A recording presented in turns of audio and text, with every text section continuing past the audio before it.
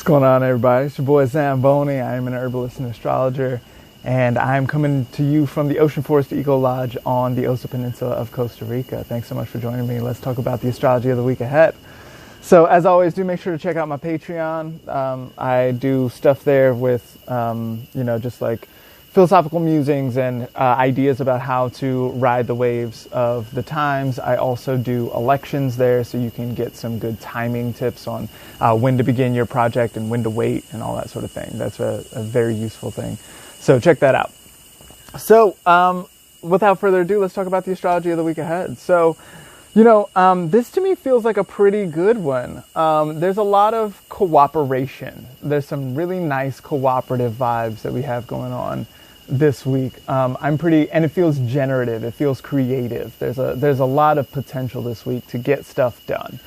So one of the first things that we really get to look at here is Venus is going to move into Pisces, and this is just glorious. This is so helpful. We haven't had a nice Venus in a little while. It's been Venus in Aquarius, and Venus in Aquarius is fine, but Saturn's there, and so it's a little, and then Venus in Capricorn is again fine, but like Saturn rules it. And then before that is Sagittarius, and that's fine. And then before that is Scorpio, and so it's just been a long time since we had a really nice Venus here by Essential Dignity, and so this week we get that Venus is going to move into Pisces, and we get a few weeks of really nice, like all of the Venus things. So Venus in Pisces, this is exaltation, right? So this is Venus sort of like without responsibilities, but with a lot of sort of privilege and power. We get some nice things around, like desire, or the fulfillment of desire. We get things feeling super delicious or harmonious or together in some kind of way. I really like, there's a lot to love about Venus in Pisces. Now, Venus in Pisces is, of course, going to be ruled by Jupiter, and Jupiter is still in Aquarius, so Jupiter is still thinking the Saturn thoughts.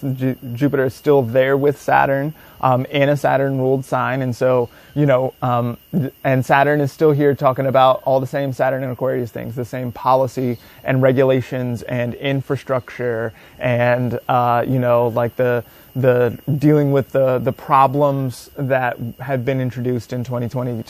Saturn is still working on these problems, and so they're still gonna, like, all that sort of stuff is still gonna show up in the Venus. But we do get to feel Venusian about it. We do get to be like, ooh, but it's so fun to work together. And there's really something, we get to like engage with the desire component. What do we want the world to look like? It could look any kind of way. In 200 years, they're going to have the world that we created. Like, what do we want that to look like? Isn't it fun to like make a world? Won't this be fun to do together, So there's a lot of really, it feels exciting. And, so this Venus is also ruling Taurus, right? And so in Taurus, we have Uranus. And Uranus, we have, for a while we've been talking about Uranus sort of in a disruptive and a like Uranus might be causing some problems. Uranus is maybe, I've been talking about volatility and disruption, especially to the authority structure and the power structure and these kinds of things. We've been talking about like unexpected breakdowns of things. A lot has been going on, and this has been largely due to the aspect that Uranus is making to Aquarius. So Uranus in Taurus makes a square to stuff in Aquarius, but to stuff in Pisces, we get a much different kind of manifestation. Things in Pisces. So Pisces is a water sign ruled by Jupiter, and Taurus is an earth sign ruled by Venus. This is a much more beneficent and complementary kind of situation. We can think about all of the water and earth dynamics that can go together here, right? We can think about how the water nourishes the earth, how great things can grow from this. Look at all the beautiful things that can grow when we put the water into the earth and we let that sort of thriving take place, right?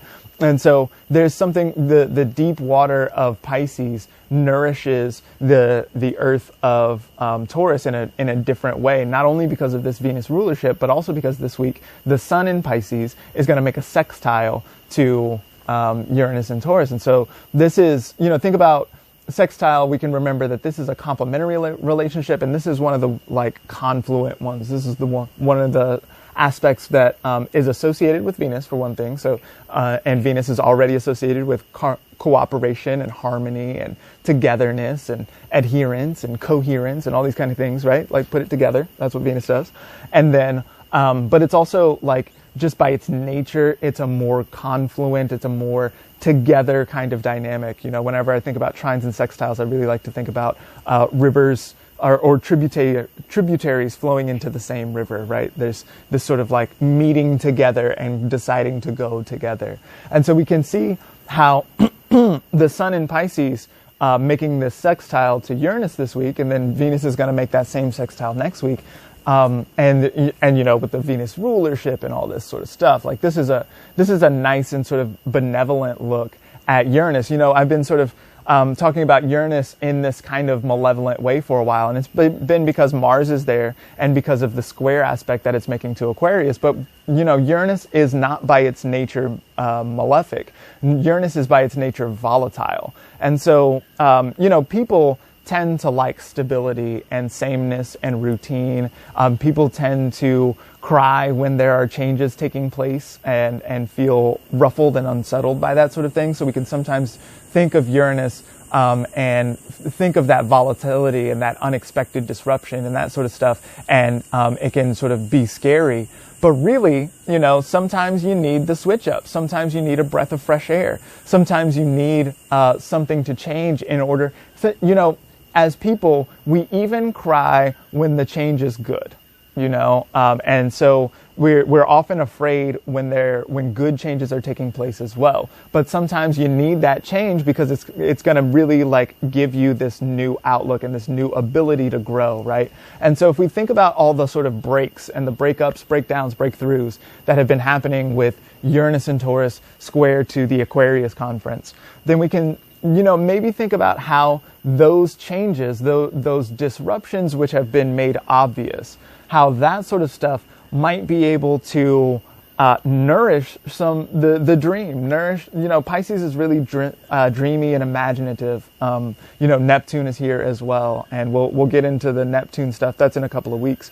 But you know, there's something really dreamy, imaginative, creative about what's going on here, and we might be able to use some of the breakthrough ideas and the innovative ideas that have been coming through with the Aquarius stuff and put that toward some kind of Venusian, together, harmonious kind of model.